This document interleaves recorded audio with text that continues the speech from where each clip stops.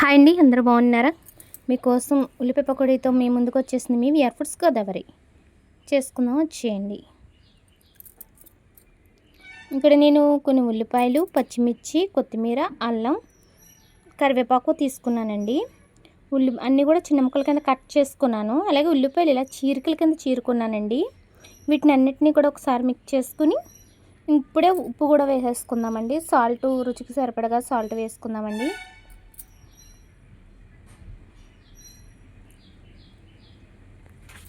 Salt తక్కువగానే పడుతుందండి.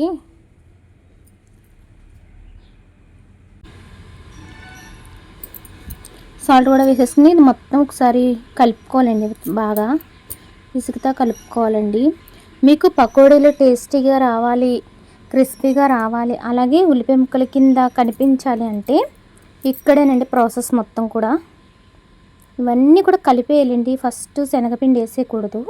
మొత్తం అన్నీ వేసి కలుపుకున్నాక అప్పుడు శనగపిండి కూడా ఎక్కువ వేయొద్దండి, కొంచెం వేసి కలుపుకోండి. సరిపోకపోతే కొంచెం యాడ్ చేసుకుందరు. కానీ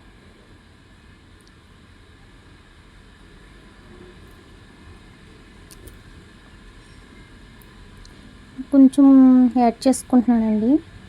ఫస్ట్ వాటర్ వేసేకండి.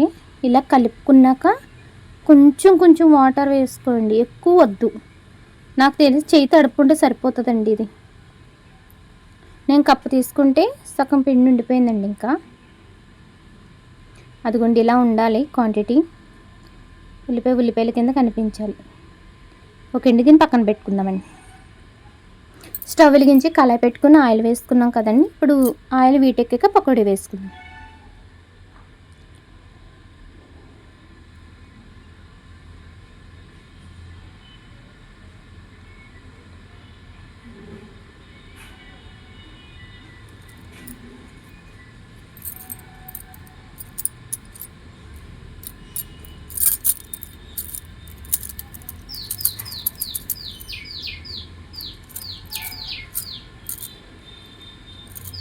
ఒకసారి కలుపుకొని పక్కన పెట్టేసుకుందామండి గరిటె.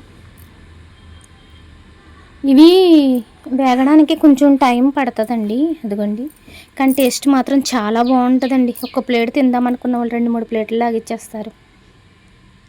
టేస్ట్ చాలా బాగుంటుంది. టీ పెట్టుకొని పకోడీ తింటే సూపర్ ఉంటుందండి.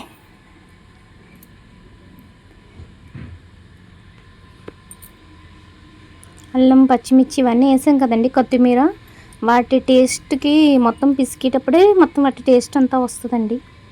ఓకే అండి, ఇవి ఫ్రై అయిపోయినాయి కదండి. గిన్నెలోకి తీసేసుకుందామండి.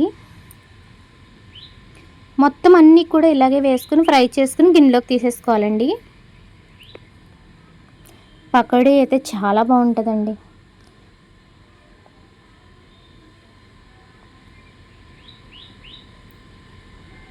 చాలా ఇష్టంగా తింటారు. ఉల్లిపాయ పకోడీ అంటే ఇష్టం లేని వాళ్ళు కూడా తింటారండి ఇలా చేసుకుంటే. అంతేనండి.